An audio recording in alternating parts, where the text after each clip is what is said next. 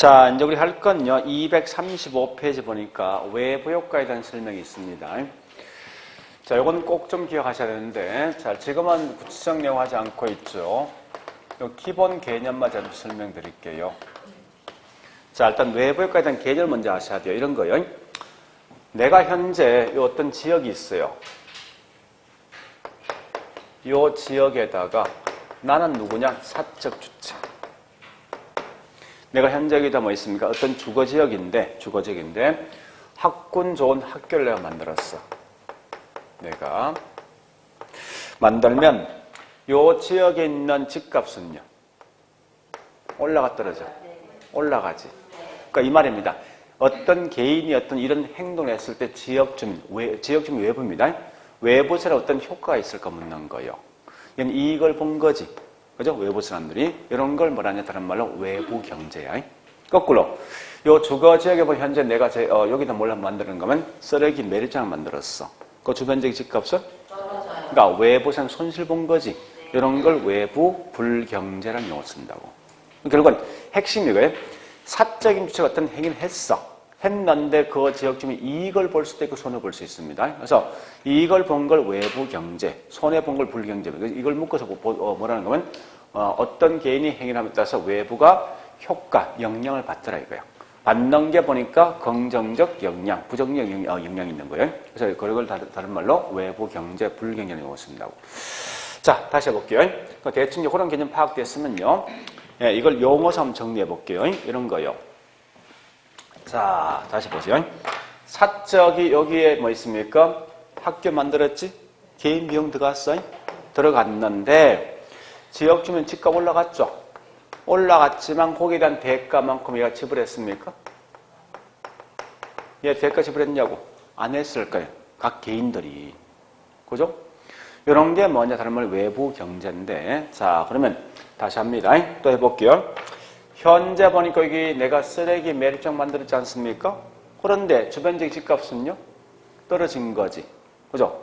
떨어진 것만큼 내가 지역주민한테 보상했습니까? 했냐고? 안 했잖아. 이런 게 외부 효과 쉽게 말해서. 외부 효과 반대가 뭐냐? 우리 경제행위란 것은 경쟁이란 이런 겁니다. A하고 B가 어떤 경쟁을 하고 있는데, 무슨 말이냐? 얘가 어떤 물건을 주면은 거기에 대한 대가를 반드시 뭐 돈을 주지. 합당한 대가만큼. 이때는 어느 누구도 손해는 이익이 있습니까? 정상적으로 매매했다면. 자, 다시. 요 분필이 현재 100원에 100원 분필을 얘한테 주었지. 주면 얘가 100원 주는 거지. 그죠? 주면 결국 이때는 어느 누구 손해 이익이 있습니까? 없지. 이런 게 보통 뭐냐? 다른 말 경쟁이라고 쉽게 말해서. 근데 반대로 거꾸로 외부 효과는 보니까 얘가 어떤 행위를 했지만 지역 주민 손해 이익을 보았지만 거기에 대한 대가나 어떤 대가를 주지 않고 또 비용을 부담하지 않는 거예요. 그렇기 때문에 따라 결국은 둘 중에 한 명이 분명히 이익을 볼 수 있다고. 이런 게 먼저 다른 말로 외부 효과입니다. 쉽게 말하면. 그 말뜻을 먼저 아셔야 돼요. 자, 다시 해볼게요, 이제. 이렇게 보자고, 이제. 우리 지역을 다른 말로 외부란 말 쓰겠습니다. 지역 주민. 자, 이게 외부 사람들이고. 요때 사적 주체가 요 지역 주민, 지역이 있는데 어떤 행위를 딱 했을 때 있죠. 행위니까. 즉 학교 등을 만들고 연탄 공예 등을 설립했어. 만들면 이 지역에 있는 주민들이 손해 볼 수도 있고 이익 볼 수 있죠. 그죠? 학교 만들면 이익 볼 거 아니에요. 근데 저기는 뭐 있으면 연탄 공예 만들면 손실 보겠다. 그죠? 보았지만 거기에 대한 대가 등을 지불하지 않는 걸 뭐라 하냐? 다른 말로 이게 외부 효과를 보시면 돼요. 그러면 이런 걸 보통 뭐라 하냐? 다른 말로 이건 시장 기구를 통한 거예요, 이거? 지금 시장 기구를 통한다 이 말은 뭔지 압니까? 주고 받는 게 있어야 돼, 아까 했듯이. 물건 주면 돈을 지불해야 된다고. 근데 얘는 뭐를 주었지만 거기에 대한 대가 지불 안 했지 않습니까? 그죠? 이와 같은 시장 기구를 통하지 않고 이 말 뜻이에요, 쉽게 말하면. 자, 그래서 우리 거기 있는 책에 보니까 핵심이 나 있는데 요거 말 거예요, 제가. 235페이지 갈로 1번에 동그라미 1번 갑니다. 외부 효과는 어떤 경제 주체가 경제 활동이 시장 규율을 통하지 아니하고 제3자에게 의도하지 않는 이익이나 손해를 주었지만 거기에 대한 대가를 지불 하지 않는 경우. 자, 그럼 여기서 중요한 거 이거예요. 혹시 여기 제3자인데 만약 개념을 딱 묶어도 이렇게 하셔야 됩니다. A라는 사람이 B가 있는, B가 뭔가 하면 결국은 제3자입니다. 한테 여러 경제 활동했죠, 그죠? 이 말은 내가 현재 학교 만들고 내 집 만들고 연탄 공장 만들었다는 거예요. 이런 게 보통 경제 활동입니다. 활동했지만 거기에 대한 이익이나 얘가 이익이나 손실을 보았지만 아무런 대가를 지불하지 않는 게 뭐냐고 이게 다른 말로 외부 효과라고. 근데 문제는 뭔가 이겁니다. 내가 현재 이 지역에 학교 만들어준 목적이 의도가 있죠. 이 동네에 있는 집값 상승시킬 목적이 있습니까? 아니요. 또 내가 현재 여기서 연탄 공장 만드는 목적이 이 지역의 지역 주민한테 피해줄 목적이 있습니까? 궁극적 목적 그건 아니지. 네. 그러니까 이 말은 의도하지 않는 결과예요. 의도하지 않는 결과가 로 통해서 그 지역에 어떤 손실 이익을 주었지만 대가 등을 지불하지 않는 행위가 곧 경쟁인데 이걸 다른 말로 시장 기구를 통하지 않는다 이렇게 쓴다고요. 표현 쓸 때. 그래서 이게 제3자란 말 뜻이 뭐냐고 이게 외부지. 그죠? 여기 외부란 사람이 결국 뭐야? 이게 외부가 이익을 본 걸 뭐랍니까? 외부 뭐요? 연탄 학교 만들어서 사적이 외부 경제를 쓴다고. 손실 본 게 뭐냐고 이게 다른 말로 외부 뭐라 씁니까? 불경제라고. 그러면 외부 경제 같은 말이 뭐냐고 이게 정의 외부 효과라는 용어를 씁니다고 쓸 때. 외부 불경제가 뭐냐 결국은 다른 말로 부의 외부 효과라는 용어를 쓴다고. 자, 일단 이런 개념을 좀 먼저 알고 있어야 돼요. 나중에 가면 외부 경제, 불경제도 어떤 나타나는 현상이 있습니다. 그건 나중에 설명할 거고 지금 중요한 건 외부 효과에 대한 개념 아시라고 개념만. 그래서 거기 키워드 딱 3개요. 거기 줄 거는 딱 3개입니다. 첫 번째 뭐가 있습니까? 시장기구 통하지 않는다. 그 다음에 끝에 뭐가 있습니까? 보상을 받거나 보상해주지 않는 경우. 이런 게 중요합니다. 사실과 하나 빠져먹는데 의도하지 않는 결과가 있습니다. 그러니까 원래 정확하게 이 말입니다. 다시 해볼게요. 자, 말로 표현합니다. 이거 좀 기억하셔야 돼요. 어떤 사람이 어떤 경제 활동을 하고 있는데 여기 있는 제3자, 외부가 뭐 있습니까? 외부에게 의도하지 않는 결과. 그러니까 의도한 결과에서 이익이나 손실을 보았지만 거기에 대한 대가를 지불하지 않는 게 외부 효과다. 다른 말로 이게 시장규를 통하지 않는다 이 말입니다. 그러면 얘가 어떻게 시험 나오는가 하면 자 문제 가볼게요.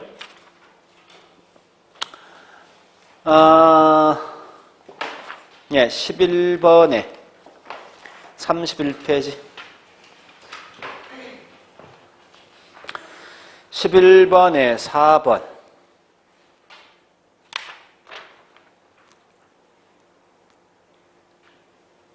11번에 4번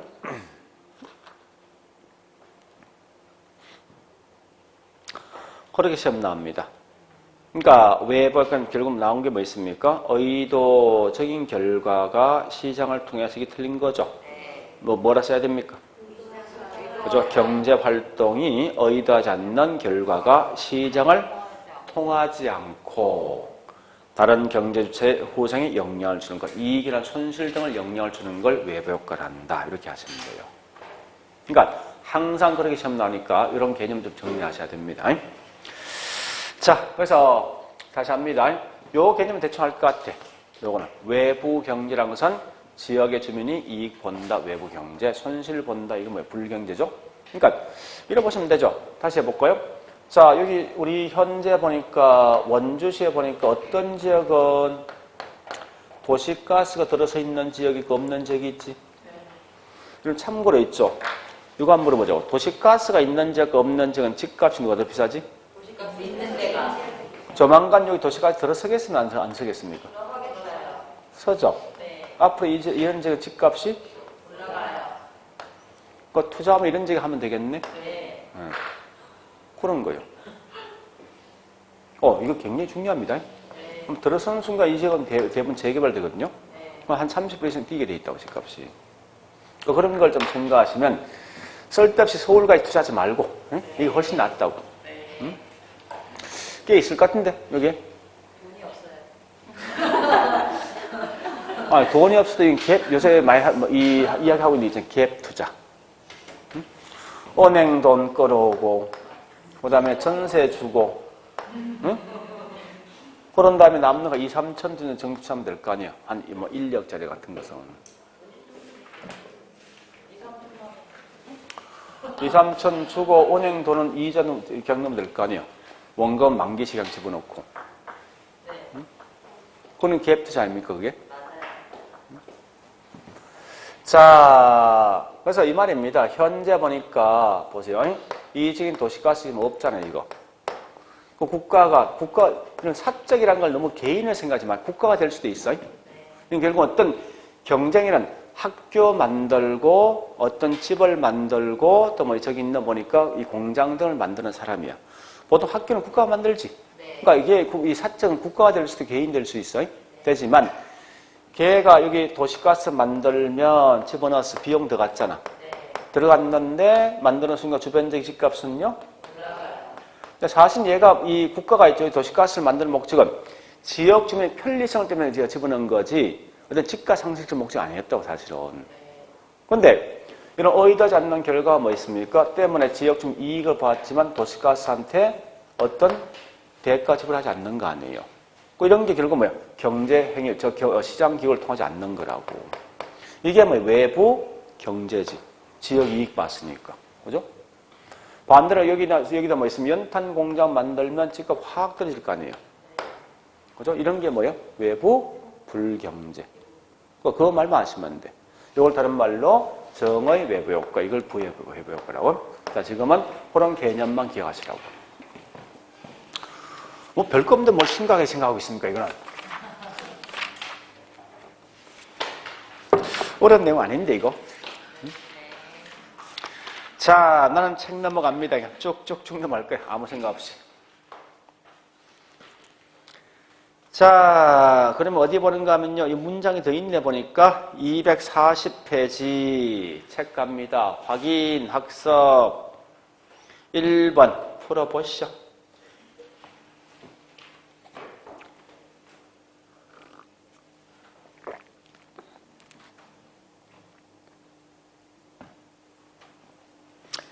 키워드 찾아내. 글자 다 읽지 말고. 키워드 2개 있어. 뭐뭐 있어? 의도하지 않고 오케이. 그 다음에 대가를 받지 않는 것. 이 끝이야. 그러면 외부 효과라는 개념을 딱 물으면요. 여기 칠판 보자고. 찾아가. 이제 책을, 우리 지금은 자꾸 뭐 있습니까? 지문 딱 뜨지. 요거 딱 뜨면 뒤에 올 수 있는 내용이 딱 정해져 있다고. 그러니까 지금은 찾아가는 서비스야. 우리 옹진코에, 코에 있지, 그죠? 같은 거예요. 그러니까 우리 문제 딱 2개 풀었지. 그죠? 이 말 아니야? 외부 효과라는 것은 반드시 나오는 순간 뭐 나와야 돼? 요 말 나오지. 나오고, 아까 문제 풀었던 것은 요 말 나왔지. 그지? 요거. 앞에 풀었던 거. 금방 풀었던 것은 요 말 없이 요거 나왔잖아. 그러니까 딱 3개야. 요거 외에는 지금 나올 게 없다고, 문제를. 그러니까 틀리게 낼 수 있는 지금 요거 3개 아니야. 그렇게 내용을 정리하시라고. 자, 책은 넘어갑니다. 설설 넘어갑니다. 241페이지. 2절, 토지정책. 자, 1번, 뭐나 있습니까? 지역, 지구제. 자, 이건 목적만 하시면 돼요. 우리 공법 시간에, 자, 첫날 배웠을 거예요. 국토, 계획,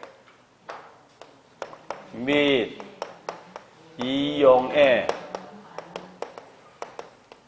관한 법률. 여기 어떻게 나온 거요? 이 말 뜻이 뭐냐고?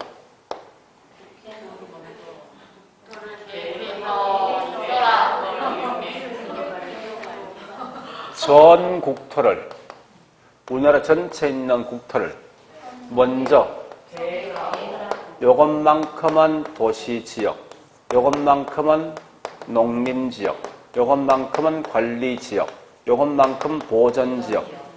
계획 짰어? 짜고 후에 거기에 따라 너 이용하라는 거야. 했는데 얘가 이용 안 했어. 거기 맞춰 안 했다고. 그건 너 나 규제하겠다는 거야. 응? 그 말 아니야? 네. 그러면 자, 전국토를 이제 계획을 짰어요. 짰는데 도시지역, 농림지역들 있는데 요때 보니까 우리 전에 했지만 왜 이렇게 현재 이게 일종의 지역주죠 이게 왜 이렇게 현재 요만큼 도시적, 요만큼 농림, 요만큼 관리, 보전 이렇게 합니까? 이유가 뭐예요? 그렇지 그거야. 그러니까 지금 쓰고 있는 지역 지구제는 우리 용도 지역, 용도 지구가 있지? 거기 용도 지역, 용도 지구라고 이게. 응? 용도 지역은 크게 4개 있지, 요거? 그죠? 그래서 용도 지역, 용도 구역을 설정한 목적이 뭐냐 묻거든. 주어진 땅을 어떻게? 효율적 이용할 목적, 이게 핵심이라고. 요거 마시면 돼. 그럼 참고로 효율과 저기 있는 형평은 효율성과 형평성은 상호 보완 관계입니까? 상호 충돌 관계입니까? 충돌. 응? 효율과 형평. 상호 무슨 관계예요? 상충관계. 그러면 이런 거 아니야? 가장 큰 목적은 효율성을 달성할 목적인 가장 큰 단점은 형평성의 문제가 있다는 거 이게. 무슨 말 이런 거예요? 보세요. 아니 원주시 외곽지역 보니까 여기 원래 그린벨트에 묶여 있는 지역이 보존지역이거든요. 또 원주시 점점 커질 거 아니야. 근데 요만큼 보니까 상업지역을 딱 지정했어. 여기 그린벨트 다시 묶어놨단 말이에요. 결국은 이 말은 토지가 현재 부족한 땅을 효율적 이용할 목적 아닙니까? 근데 자 똑같이 외곽인 언넘은 상업적 언넘 그린벨트 아닙니까? 무슨 문제 이거? 형평성이지.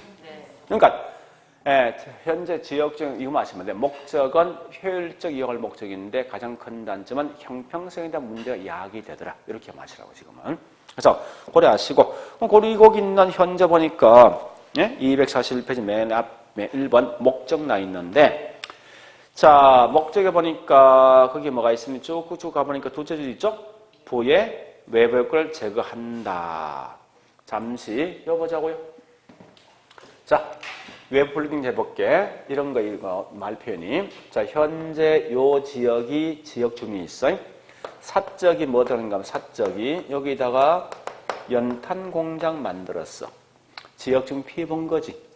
피해봤다 이게 뭐야? 외부 불경제지?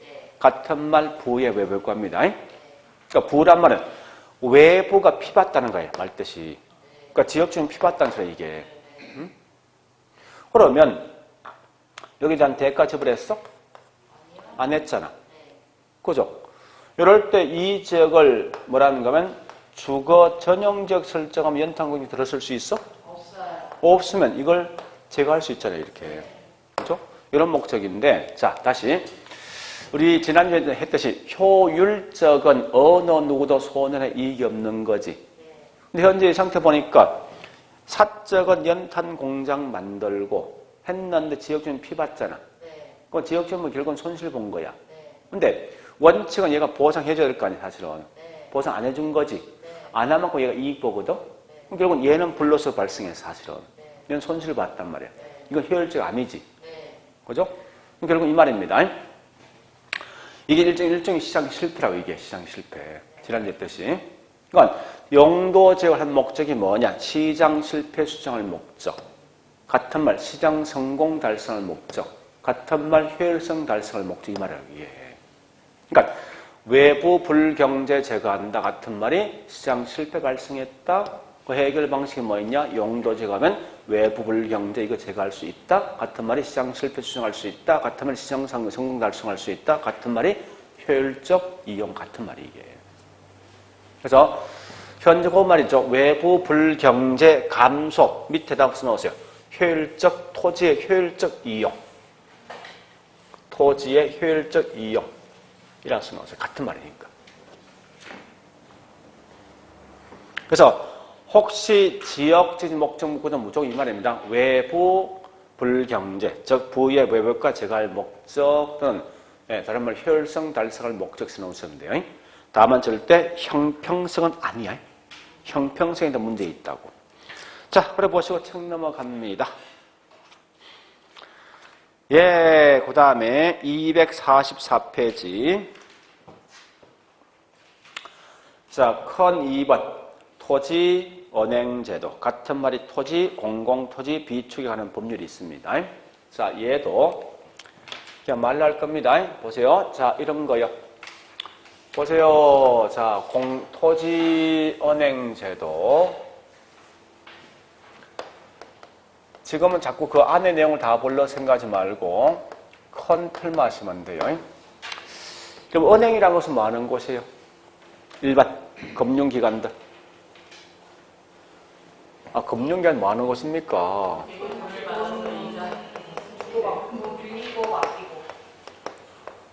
여윳돈 돈을 저축하면 이 돈을 모아서 필요한 사람한테 뭐 있으면 돈을 빌려줄 목적이지. 이런 역할을 하는 것이 곧 이게 은행이라고.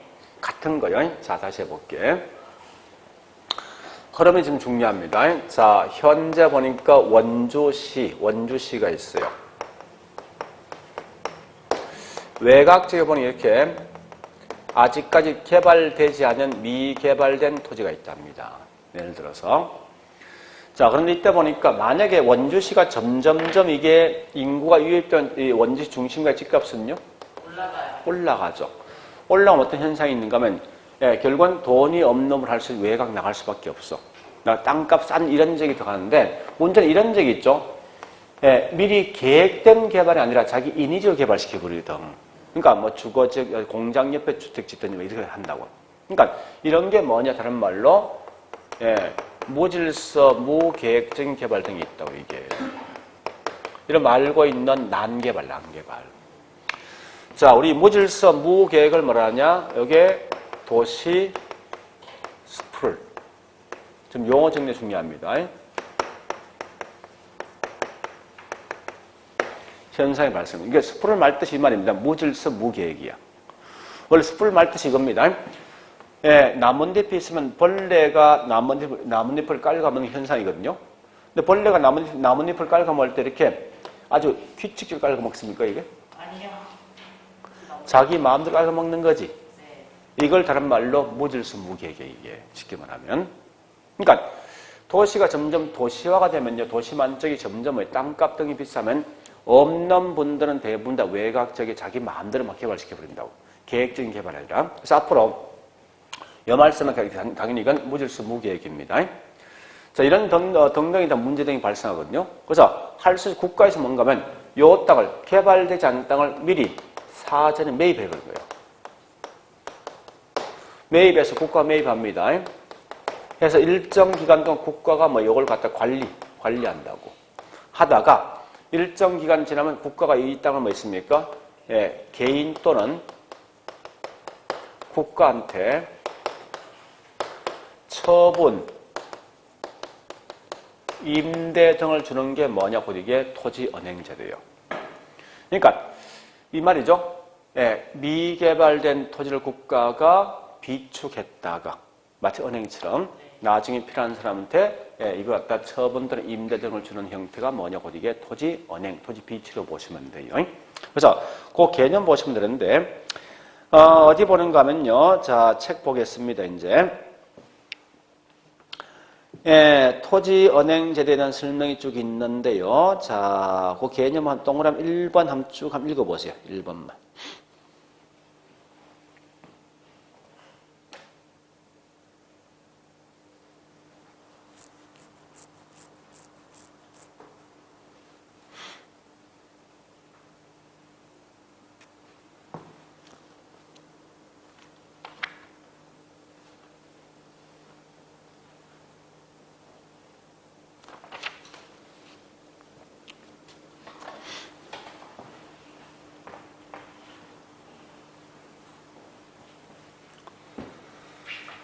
자, 봤습니까? 오늘 1번만. 원래 이제 우리 여기 있는 요 내용은 법조문이 그냥 그대로 갖고 온 것 같은데, 실상은 우리 보편적 토지 은행제도 이렇게 쓰거든요. 개념 볼래요? 자, 이렇게 쓴답니다. 국가가 미개발된 토지를 사전에 매입해서 일정 기간 동안 공공이 보유하다가 일정 기간 후에 국가가 뭐 있습니까? 국가 또는 개인한테 처분 또는 임대 등을 주는 제도가 토지 은행제도라고. 그래서 우리 거기 최근 보니까 대부분 다 국가 쪽에 자꾸 포인트를 두고 있어요. 여기 이제 법조문이 나 있는 거예요, 사실은. 자, 그러면 한국도 이걸 좀 시행하고 있어. 있는데 목적이 2개, 사실은 2개 있는데 어디 보는가 하면요. 245페이지 보니까 양갈로 5번에 그 밑에 박스 있지? 자, 그 박스에 보니까 2개 목적이 있거든요. 첫 번째 공공개발용, 두 번째 수급조달용입니다. 줄은 걷지 마세요. 큰 의미 없으니까. 자, 이 말이에요. 그러니까 델스는 볼펜보다 연필이 낫습니다. 자, 만약에 이런 경우 있어요. 첫 번째로 이 원주시의 땅값이 굉장히 현재 이 폭등했거든요. 올랐어. 이 말은 땅이 현재 부족한 거 아니에요? 네. 부족. 그 국가가 갖고 있는 땅을 그냥 그대로 처분한다고. 그 땅값이 안정되겠지. 네. 그 반대 땅값이 폭락했어. 땅이 남아도는 거지. 네. 그럼 결국은 땅을 매입하는 거예요, 국가가. 매입하면 결국은 땅값 안정되거든요. 그러니까 그 말이 뭔가 수급조달용이에요, 이게. 첫 번째는. 두 번째는 뭐냐 이겁니다. 자, 만약 여기 요 지역에 도로가 들었는데 선다 딱 공시하면서 그 다음에 이 땅을 매입하거든? 하면 땅 주인은 금방 팔겠습니까, 국가한테? 팔아요. 최대한 버티는 거지. 네. 그럼 그 가장 큰 단점은 국가는 공사 기간이 지연될 것이고 또 비싸게 땅을 살 수밖에 없거든. 근데 미리 그걸 알고 국가에 있었죠. 요 땅을 매입하는 거야. 개발된 땅 아니야? 미개발된 땅입니다. 매입해놓고 한 3년 또는 5년 뒤에 이 지역을 도로 만들어버린다고. 그럼 이때는 요 지역을 국가가 현재 갖고 있는 거죠? 그냥 바라보다 팔 수 있잖아, 싸게. 그러니까 그 말 뜻이 뭐냐? 이게 공공개발용이라고. 그러니까 목적이 2개예요, 사실은. 한국에선. 근데 원래 정확한 말은 뭐냐? 토지은행제도 그런 게 아니라 이 땅 국가가 그러니까 개발되지 않은 땅이 미개발된 토지를 미리 매입해서 나중에 뭐 있습니까? 국가가 또는 개인한테 필요한 섬에 바로 팔 목적이 사실은. 그런 의미가 포함되어 있어요. 자, 일단 그런 개념 정도 있다 보시면 돼요. 자, 그 다음에 뒷장 가볼게요. 자, 뒷장에 가보니까 뭐가 있는가 하면 개발이 환수는 그냥 넘어갑니다. 지금은. 자, 그 다음에 3절 주택정책 이런 건 넘어가고 그 다음에 실제 중요한 건 뭐냐? 251페이지 네, 임대료 규제. 자, 여기부터 좀 정리를 하셔야 돼요. 지금부터. 자, 세 번째 요거 묻는 거요.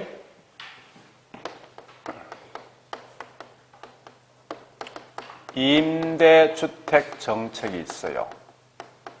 이 말은 뭔가 하면 집이 없는 분에게 집을 가질 수 있는 기회가 어떤 방식이 있을까 묻는 거예요. 그게 3가지 방식이 있어요. 첫 번째, 국가에서 임대를 갖다 뭐합니까? 규제하는 방식. 두 번째 보니까 공공임대주택을 만들어준 방식이 있어요. 세 번째 보니까 임대료에 대해서 일정한 양만큼 보조금을 주는 방식이 있어요. 이 3가지 방식이 있습니다.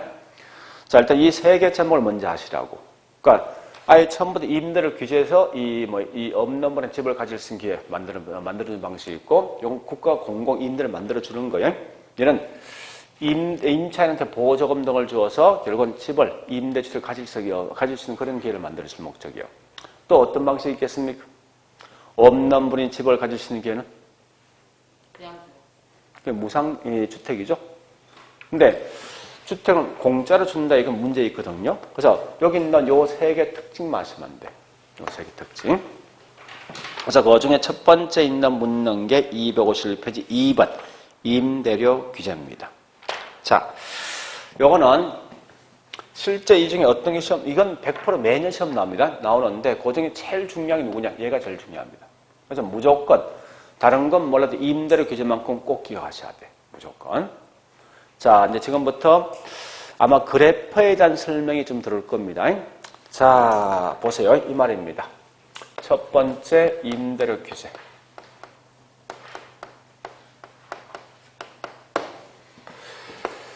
볼래요? 자, 시장 경제 원리에 맞게 두었을 때 항상 세로축은 뭐라 쓰죠? 가격이지? 가로축은 뭐요? 이렇게 쓴 게 수요 공급? 수요. 이렇게 된 게 수요 공급? 공급이죠. 그러니까 가장 기본 이겁니다. 시장에선 수요자와 공급자 협상을 통해서 만들어진 여기에서 시장 월세가 결정된다는 거예요. 그래서 이런 걸 뭐라냐? 균형 임대료 또는 균형 가격입니다.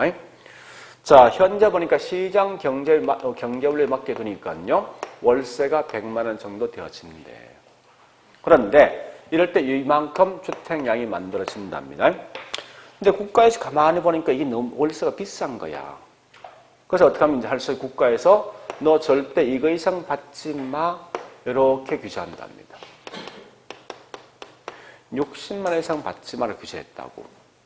이렇게 했을 때 과연 어떤 현상이 있을 것인가? 이걸 묻고 자는 거예요, 문제가. 자, 요거는 최고 가격제입니까? 최저 가격제입니까? 최저. 위로 올라가. 예의상 받지 마라 했잖아. 최고 가격대. 최대 얼마요? 60. 60이지. 요 같은 말이 뭐냐? 최고 가격제입니다. 자, 해볼게요. 간단하죠? 자, 첫 번째 보니까 이렇게 60만 원 이상 받지 말라 했으니까 수요는 요만큼 뭐요? 늘어났지. 그죠? 근데 공급은 이만큼 뭐 한 거예요? 감소한 거 아니에요? 네. 그죠? 이런 현상이 발생하더라 이겁니다. 그러면 자, 여기 말뜻 봐보자고. 이제 첫 번째 공급자는 원래 정상적으로 월세 받는 게 100만 원 받는 게 정상입니다. 근데 국가에 60 이상 받지 말라 했으니까 이것만큼 사실 손실 본 거지. 네. 그죠? 그래서 얘는 이윤이 뭐한가 하면요. 이윤이 감소합니다. 이윤이 감소하면 크게 이런 세 가지 행동을 분명히 취할 거예요. 맨 먼저 뭐합니까? 공급을 뭐하죠? 줄일 거 아니에요. 그지? 두 번째 아니면 그래서 계속 임대주택의 시장이 뛰어들려면 어떻게 하겠습니까? 요정 단가 맞춰야 될 거 아니야. 네. 그죠? 이렇게 단가를 맞추기 위해서는 주택, 자재등을 좋은 걸 쓰겠습니까? 떨어져요. 질 떨어지겠지. 그 다음 세 번째. 이미 임대주택을 갖고 있는 사람들은 현재 이렇게 규제되어 있으니까 손실 본 거지. 네. 손실 보면은 뭐 있습니까? 현재 월세 등을 주던 걸 전세 등으로 전환할 수밖에 없다고. 그렇지 않습니까? 이런 행동을 분명히 취할 것 같아. 두 번째 보니까요. 수요자 측면에서는 결국 뭐한 거예요? 옛날보다 수요가 많아진 거지. 네. 그죠? 자, 이럴 때 뭐 수요가 더 많다 이 말은 뭔가 하면 다른 말로 초과 수요 발생한 거 아니에요? 그죠? 자, 그러면 봐보자. 어떤 특징이 있는가 하면요. 이런 특징이 있어요. 현재 보니까 집을 갖고 있는 분들은 현재 수요보다 훨씬 더 적잖아. 그 임대인들은 뭐 있습니까? 좋다. 내가 현재 명목상 월세 60을 주겠다. 근데 워낙 줄 서 있는 임차인이 많다 보니까 나는 이 임차인 요구할 것 같습니다. 야, 현재 너 아내들 올라오면 굉장히 많다. 그래서 명목상 월세는 제가 계약서는 쓰겠는데 또 다른 이명객을 분명히 요구할 것 같아. 자, 다시 할게. 우리 명절날 서울역에 기차표 사러 갔습니다. 기차표는 한정돼 있잖아. 네네. 줄 서 있을 거 아니에요. 네. 그 결국 뭐예요? 암시장 존재하지. 같은 거예요, 이게. 그러니까 또 다른 이 월세 이렇게 뭐 현재 뭐 150 이렇게 돌아갈 거야, 분명히. 결국 여기 실제 지불한 비용 아닙니까? 네. 그죠? 그래서 여기 있는 초과 수요가 발생된 결과 암시장이 존재합니다. 그리고 예, 이중 가격이 발생하죠. 이 말이 뭐예요? 실제 내는 월세하고 명목상 월세 분명히 달라진다는 거예요. 그래서 이런 게 뭔가 하면 예, 임차인은 추가적 엄성적 비용이 수반된답니다.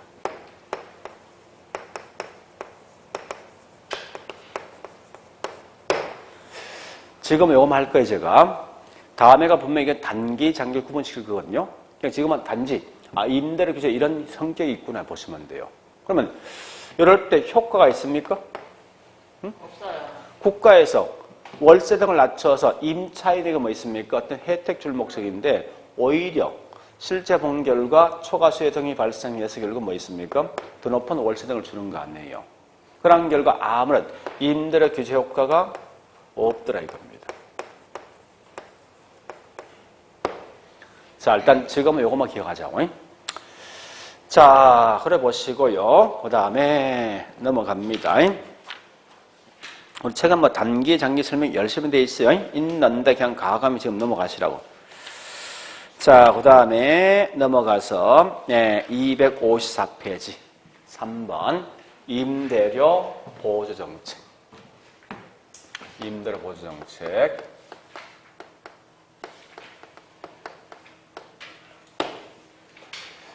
자, 요건 요거요. 다시 볼게요. 현재 여기서 보니까 내가 이 월세가 100만 원 지금 하고 있답니다.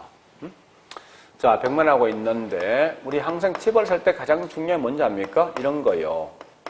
내 소득이 중요하거든요. 내 소득이 얼마나 돼야만 이걸 감당할 수 있다고. 그래서 만약 이때 보니까요. 내 소득 현재 1억 정도 된답니다. 1억 되면 이 집을 가져갈 수 있어. 월세를 갖다가. 그 문제는 1억 이하 되는 분은 절대 이 집을 가져갈 수 없겠죠. 그죠? 그래서 1억 이하 되는 분한테 뭔가 국가에서 보조금을 준다고요. 3천 정도. 문제는 제가 소득 얼마만 있으면 되겠습니까? 7천. 그죠? 7천만 있으면 될 거 아니죠? 이렇게 보조금을 주면 어떤 현상들이 있을까 봐보자고요. 자, 첫 번째. 그럼 보조금 일종의 이렇게 생각하시면 됩니다. 내 연봉이 올라갔다 생각하면 돼. 같은 거니까. 그죠? 그러면, 자, 보조금이 지급되면은 주택에 대한 소비는요, 과거보다 뭡니까? 올라가요. 많아지겠지. 자기 자신의 연봉이 올라가면 집만 좋은 거 삽니까? 다른 것도 좋은 거 삽니까? 다른 것도 좋은 거. 같은 거요.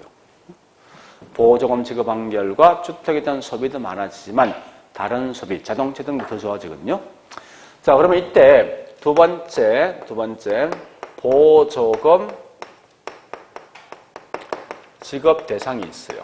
누구한테 지급할까 묻는데, 자, 방식이 두 개입니다. 집을 살 수 있는 소비자, 수요자한테도 지급할 수 있고 집을 짓는 건축업자에게도 지급합니다. 한국은 불과 5년 전만 해도 보조금 지급을 누구한테 지급했는가 하면요. 공급자에게 지급했어. 그래서 공급자 지급했던 가장 대표적인 회사가 누구냐? 요놈이에요. 요놈이. 그러니까 얘가 원래 1998년 전까지만 해도 있죠. 아주 시골에 있는 이 건설업체입니다. 구멍가게. 진짜. 그러니까 지방에 3군, 4군 업체인데 이게 한 방에 쭉 오는 거 아니에요. 응? 지금 얘들 거의 완전 우리나라에서 건설업체 중에서 현금 보유액이 제일 큽니다. 얘들 한 달 우리 임료, 월세 받는 게 3천억이 넘어. 3천억이. 삼성건설은 얘들 따라가지 못 따라간다고. 응? 실제 자금 보유액은. 자, 어쨌든 지금 보니까 한국은 집이 없는 수요자에게도 보조금 지급하고 공급자 보조금 지급한다고. 그럼 우리 옛날에 왜 공급자에 보조금 지급했겠습니까? 응? 왜 보니까 수요자한테는 보조금 지급하지 않고 대신에 공급자에게만 보조금 지급냐고요.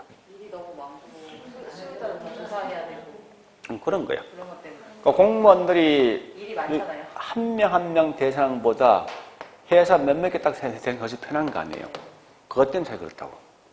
그래서 어쨌든 이럴 때 보니까 뭐라는가 하면요. 이런 거요. 그러면 소비자가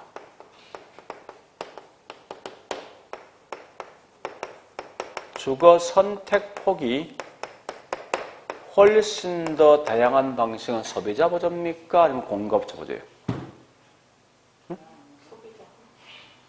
누구한테 보장 훨씬 더 선택의 폭이 다양합니까? 소비자. 얘한테 이걸 선택하면 얘가 이 보조금 받았던 건설에서만 선택할 수밖에 없다고. 그지? 얘는 뭐요? 소비자한테 보조금 주면요. 전국에 있는 모든 회사에 다 선택할 수 있다고. 그러니까 훨씬 더 폭이 다양한 방식은 소비자 보조지? 네. 이걸 먼저 아셔야 돼요. 그러면 이때 소비자 보조 방식, 크게 두 가지 방식이 있어요. 지급 방식이. 자, 제일 먼저 이 소비자한테 현금을 바로 보조하는 방식이 있어요. 아니면 집을 샀을 때 집에 대해서 보조금 주는 방식이 있다고. 현금 보조 같은 말이 뭐냐? 소득 보조요. 얘는 집을 사기 전에 미리 현금 주는 거야. 얘는 뭐 있습니까? 집을 산 후에 보조금 주는 방식이죠. 이걸 보통 뭐냐? 임대료 보조입니다. 방식이 있다고. 그러면 여러분 같은 둘 중에 어떤 걸 선호하겠습니까? 그죠? 그래서 효용적인 측면은 훨씬 더 큰 게 누구냐? 현금 보조야. 근데 이게 가장 큰 단점이지.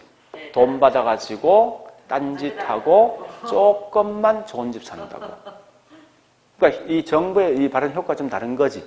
그래서 정책적 효과가 훨씬 더 큰 게 누구냐? 이거예요. 효과가. 왜냐하면 얘는 집을 사야만 무조건 보조금 주니까. 그 집에 대해서. 그래서 이런 것까지만 지금은 기억하시라고. 더 이상 가지 말고. 뭐 이런 건 충분히 이해될 것 같아요. 그죠? 그래서 자, 일단 제가 두 개만 할 겁니다. 다른 거 하지 않고 요거 두 개만 할 거예요. 왜냐하면 이건 시험에 거의 안 나오거든요. 사실은. 요 두 개에 대해서 개념은 이런 정도 흘러간다는 정도 아시면 될 겁니다. 자, 그래 보시고요. 그 다음에 넘어가 보니까 254페이지 공공주택 건설 정책 지금은 그냥 넘어가자고. 자, 그 다음에 258페이지 갑니다. 지금은 개념 파악이 중요합니다.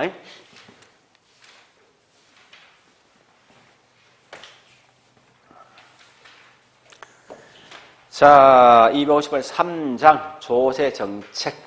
그 중에 중요한 건 259페이지 2절. 부동산 조세 정가와 귀착. 자, 보자고요. 이런 거요. 국가가 있죠. 국가가 있고, 여기 보니까, 임대인이 있고, 그 다음에 임차인이 있습니다. 지금 하는 목적은요, 요겁니다. 정가란 말과 귀착이란 말이 뭐냐 봐보자고요. 자, 첫 번째, 국가가 맨 먼저 부동산 관련돼 있는 재산세를 부과시키죠. 누구한테 부과시킵니까? 임대인입니까? 임차인입니까? 임대인한테 부과시키지. 그죠? 국가가. 그러면 이 부과된 세금이 월세 속에 반영될까 안 될까 한번 따져보자고. 응? 월세 속에. 반영돼요. 원칙은 해야 돼, 안 해야 돼? 안 해야 돼요. 한번 봐볼까?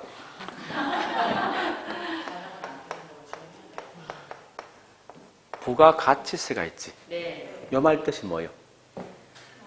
세금이 부과되는 거. 왜 부과시키냐고.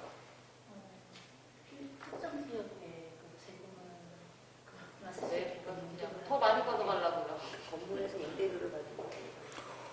우리 부동산 부가세 없어? 네. 들어본 적 있습니까? 아니요. 집 사고 팔 때 부가가치세 들어본 적 있냐고? 없어요. 없잖아. 네. 부동산 반대면 그 외에 나머지 물건은 부가세 있어. 네. 그죠? 왜 그걸 부과시키냐고. 응? 이거 아니에요. 이 부가세는 원칙은 보니까 맨 먼저 이 물건 만들었던 공장균이 부과시키지. 네. 그래서 마지막에 최종 소비자가 있어요. 소비자가 있으면 얘가 대신되는 거 아니에요? 맞아요. 그죠? 그 최종 소비 왜 이 부가세를 부담하냐고요. 공장에서 거기 먼저 재료비랑 뭐 같이 포함해서 먼저 냈잖아요. 공장에서. 그러니까 부가세를 왜 얘한테 부과시키냐고. 원칙은 얘한테 부과시켜야 돼, 원칙은. 네. 그지? 해야 될 걸 얘한테 미리 부과시켜서 그 물건이 가격이 다 부과되어 있다고, 이 속에. 네. 근데 왜 부가세를 부과하냐는 국가의 모든 나라가 전부 다.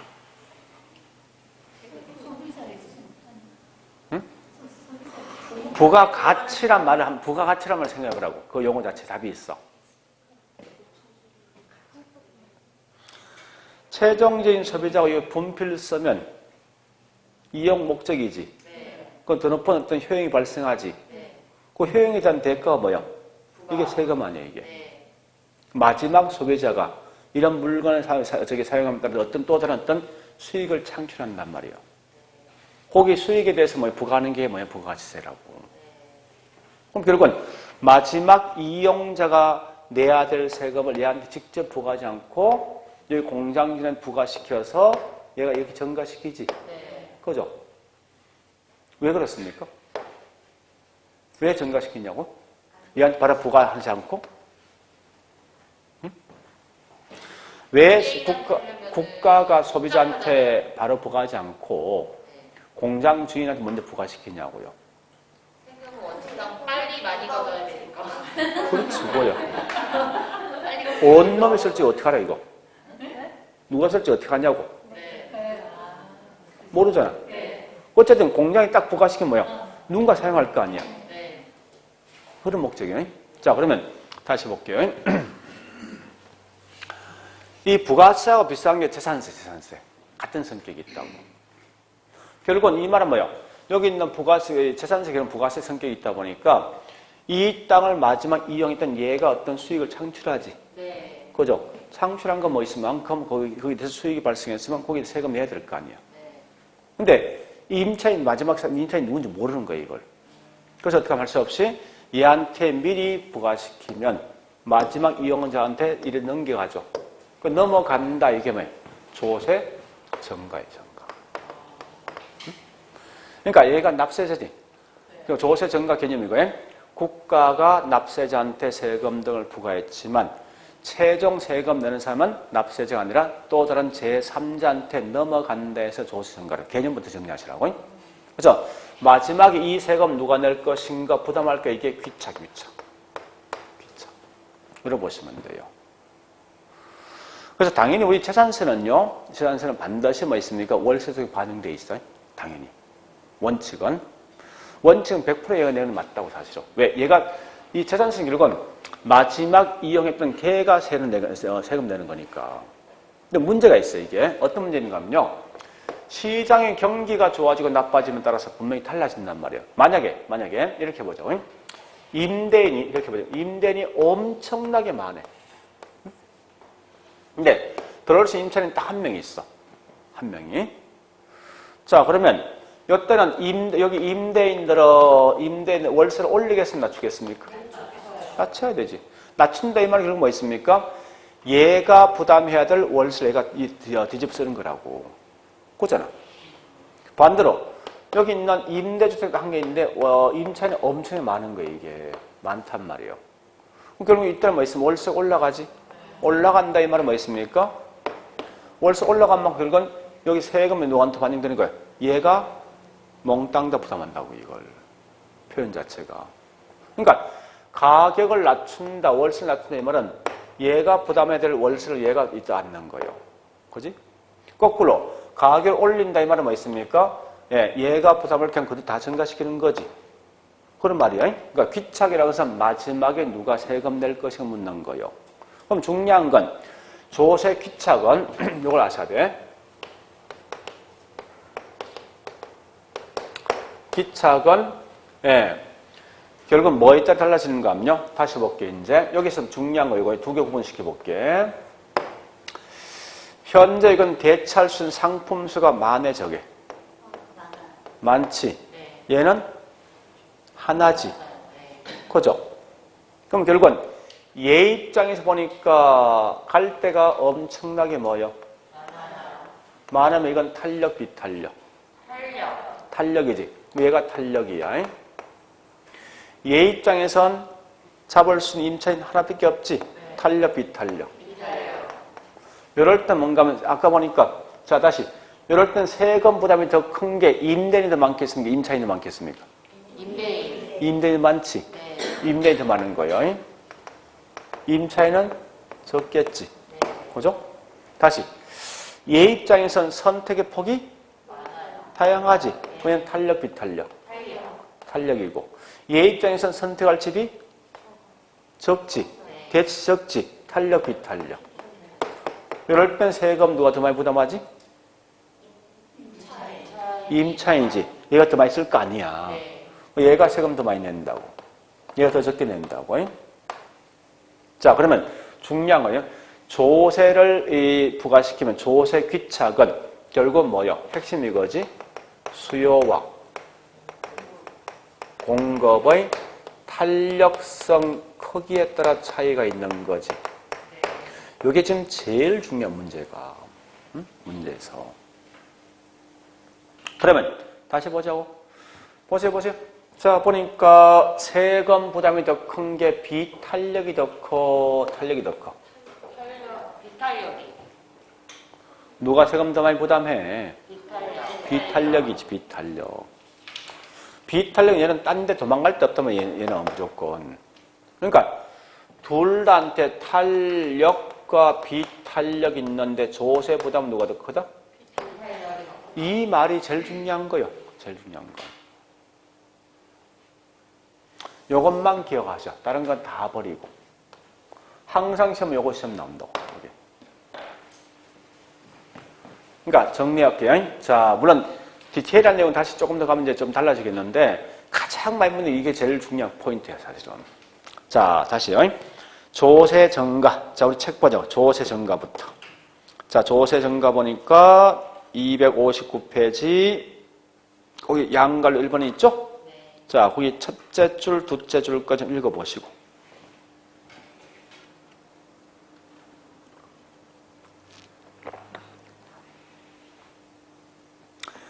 개념을 가끔 시험 내는 경우 있어요.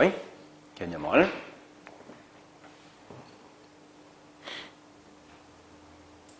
개념 파악됐죠? 그래서 국가가 최초 납세자한테 세금 등을 부과했지만 이 세금을 실제로 납세자가 부담하지 않고 또 다른 사람에게 이전시키는 다른 말 조세 증가죠. 자, 밑에 양갈로 2번 조세 귀착 읽어보시고.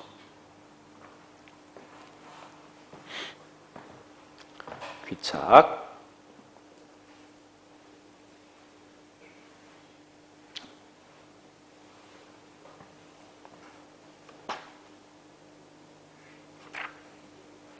되었습니까? 이해되는 거죠? 자, 제일 중요한 말이 양갈로 3번이 제일 중요해. 요건 기억하셔야 돼. 이 같은 정가와 기초를 통해 생산자 소비자의 세금이 어느 정도 배분되냐 하는 것은 그 뒷말 뭐요? 수요와 공급의 탄력성에 달려있다. 밑에다 이 말 써놓으세요. 그래서 세금 부담은 누가 많이 낸다? 탄력보다 비탄력이 더 많은 세금 부담한다. 요거 쓰느라고. 요거 마시면 돼. 이거 다음에 제가 이런 표 만나면 다시 어떤 숫자를 또 보여줄 거예요. 어쨌든 이 말을 이해하셔야 돼. 이해 안 되면요. 절대 다음에 넘어갈 수 없다고. 그래서 밑에 2번에서는 재산세 부과에 따른 효과가 있는데 뒷장 가볼까요? 이제 그래프 막 들어오는데 이 그래프 전혀 보지 말 필요 없으니까. 왜? 이미 난 답 알고 있어. 끝이야, 이게. 그말로 알고 있으면요. 우리 거기 뭐 있습니까? 한번 가볼까? 261페이지 양갈로 2번 가볼게, 이제. 자, 1번부터 동그라미 1번 읽어보겠습니다. 재산세 부과할 때 세부담의 귀착 문제에서 수요가 부담하는 부분과 공급적 부담하는 부분의 정도의 차이는 수요 탄력성과 공급 탄력성의 상대적 크기에 따라 다르게 나타난다. 봤던 거죠? 그래서 2번, 즉 수요의 가격 탄력성이 크단 말은 우리 탄력성 값이 1보다 큰 건 탄력이지. 네. 작은 게 비탄력입니다. 네. 그래서 클수록 이 말은 다른 말로 수요가 현재 탄력입니다. 수요가 탄력적일수록 뭐 있습니까? 예, 수요자 부담이 작고 수요자 가격 탄력성이 작다 이 말은 비탄력입니다. 비탄력일수록 수요자 부담이 크다. 그리고 상대적 공급자의 가격 탄력성이 크다 이 말은 공급의 탄력입니다. 공급이 탄력적일수록 공급자 부담이 적고 공급자 가격 탄력성이 작다 이 말은 비탄력이죠. 비탄력일수록 부담이 더 커진다. 그래서 따라 상대적 탄력적인 자가 조세 부담이 작고 상대적 비탄력적인 자가 조세 부담이 크다. 그 말이 결국 한마디로 뭐예요? 요것만 너 알고 있어 이 말 뜻이야. 이겁니다.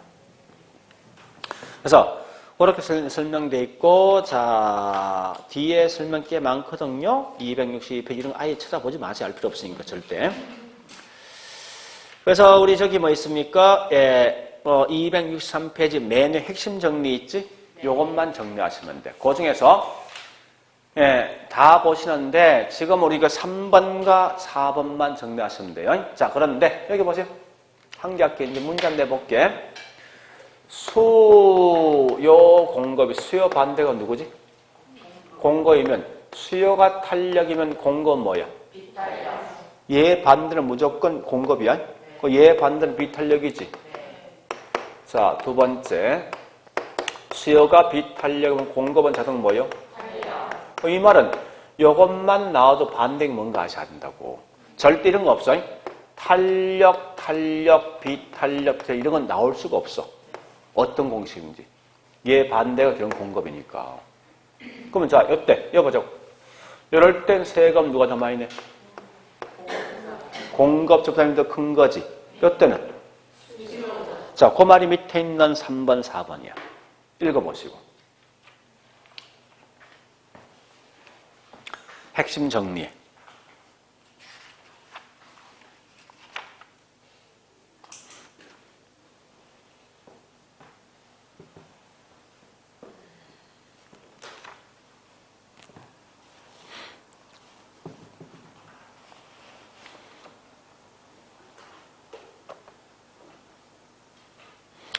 앞에 말까지 하시면 돼요.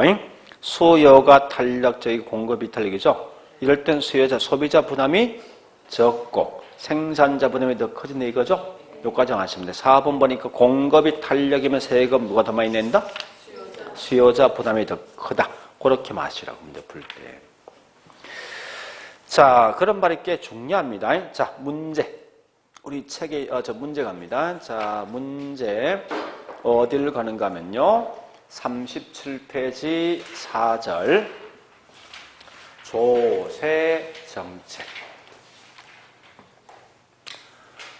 자, 첫 번째 거기 있는 설명 중에 1번에 1번, 2번을 봐보죠. 1번, 2번만. 1번, 2번 보니까 임대인과 임차인이 부과되는 재산세는 반반씩 부과됩니까? 그거 아니죠. 2번처럼 답해야 되지. 그게 아니라 2번처럼 조세, 재산세 귀착 문제는 수요 탄력성과 공급 탄력성의 상대적 크기에 따라서 달라진다. 이 말이 맞는 거지. 네. 자, 뒷장. 그래서 뒷장 가볼까요? 같은 말이 2번에 1번 갑니다. 2번, 1번.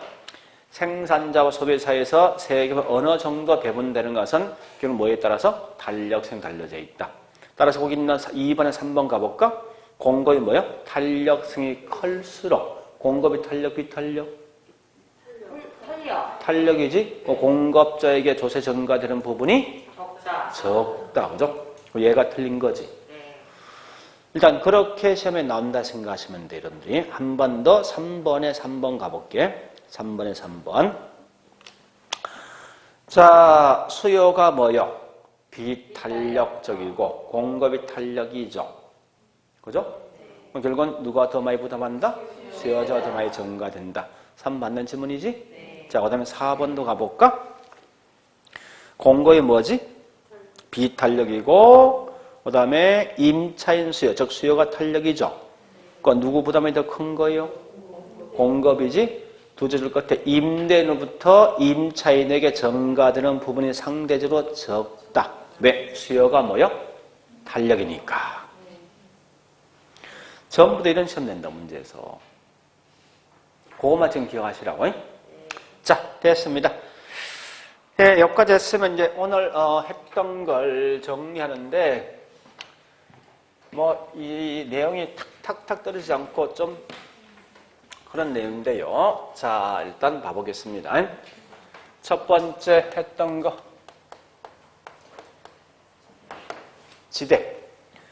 학자 이름만 기억하자고. 리카도의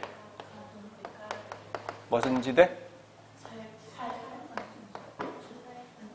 차액이지? 여러분 뭔가 빼준 거지. 그죠? 곡물 가격의 생산비 빼준 건데 지대원인은 이건 비용도입니다. 그 다음에 T 내내 위치 지대. 이 말은 위치에 따라서 지대 달라진다 이 말이죠. 지대원인은 운송비의 나중에 하겠지만 그 다음에 마르커스의 절대란 것은 모든 땅에 반드시 지대가 있다. 왜 그러냐? 개인한테 사유화가 인정되니까. 자, 두 번째 요거 묻는 거요. 도시 공간 구조. 자, 여기 세 개 있는데요. 지금 안에 있는 특징보다 있죠. 그림까지 모든 걸 판단하시죠. 이게 더 빠르니까. 그래서 이런 모양 돼 있더라. 이게 뭐지? 동심원. 항상 동심원은 가장 중요한 특징은 소득이 낮은 분이 도심원 쪽에 있더라. 그 다음에 이렇게 된 모양이 있죠. 부채꼴. 부채꼴이 한자로 선형. 그래서 이게 선형 이론입니다. 중요한 건 살기 가장 좋은 동네 분맥이 고속이 가져갑니다. 편리성이 높은 지역이 이렇게 가시고요. 그 다음에 원래 이게 CBD가 하나 있던 게 도시화가 되어진 결과 점점점 외곽 지역에 부심 등이 발생하죠. 이런 게 뭐냐? 핵이 여러 개 있다 해서 다핵심 이론. 이런 것만 지금 기억하시라고. 자, 그리고 이제 정책으로 흘러 들어가면요. 자, 정책에서는 할 말이 꽤 많다고죠. 정책은 매년 이게 문제에서 한 4개 중에 나오거든요. 첫 번째 보니까 요거 묻습니다. 정부 시장 개입 필요성. 요거 묻는 순간 뭘 생각해야 돼? 문제가 있어야만 개입한다. 문제 없으면 개입할 필요 없는 거예요. 자, 두 번째 보니까 이건 같이 보는데요. 공공재란 건 반드시 비경합과 비배제 갖고 있는데 생산량의 과대 과소 생산되어진다. 자, 외부 효과란 게 효과가 있는데 이때 보니까 사적 주체가 여기가 외부입니다. 자, 요 경제 행위를 하고 있죠, 그죠? 외부한테. 그래서 경제 행위를 경제 활동을 하고 있는데, 자,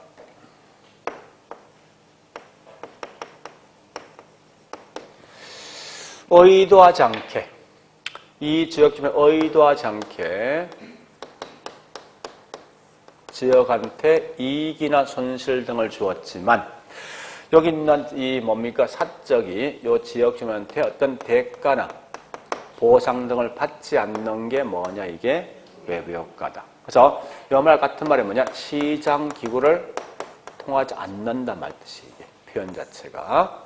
그래서 외부가 결국은 이익을 본 거죠. 여기 외부 뭐요? 경제 또는 정의 외부 효과죠. 반대로 외부가 손실 보았다 이게 뭐죠? 외부 불경제 같은 말이 부의 외부 효과. 이거 마시면 돼요. 자, 그 다음에 세 번째 보니까요. 요거 묻는 거요.